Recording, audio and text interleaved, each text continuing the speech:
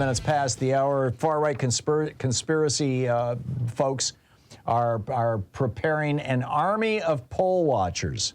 We have a lot of this has been inspired by Dinesh D'Souza's fraudulent, phony documentary 2,000 Mules, which is just a masterpiece of disinformation and lies, alleging that ballots were packed and stuffed in drop boxes and quack, quack, quack, in the 2020 election, trying to prove that Trump had the election stolen from him. Like I said, it's full of lies. It has been completely and thoroughly debunked.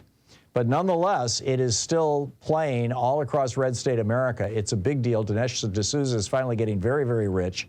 And now you've got, Sheriff Mack, who used to be a regular on this program, the constitutional sheriffs groups, and other right-wing militia groups are getting together, and they're going to be showing up at polling places near you.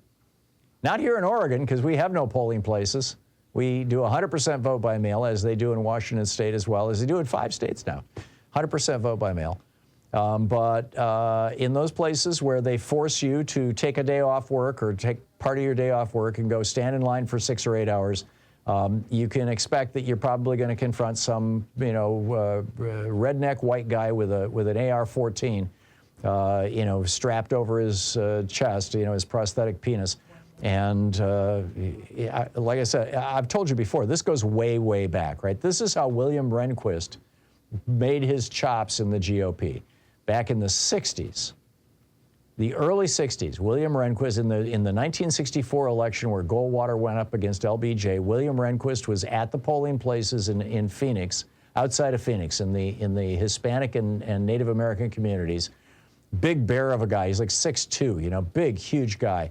And he would stand there, and it was a lawyer, obviously. He ended up, Chief Justice of the U.S. Supreme Court.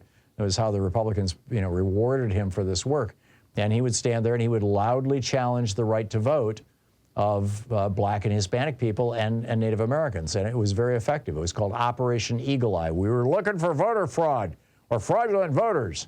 They didn't find any, but they sure did discourage a lot of people from voting. And that's the exact goal this time. Legislators in a number of states, including Arizona and Texas, have introduced legislation to expand the roles and the powers of poll watchers while lowering the requirements to become one. At least 40 such bills have been introduced in 20 states. Brennan Center for Justice reports 33 have been introduced that would give watchers more authority to observe and challenge votes. Get ready.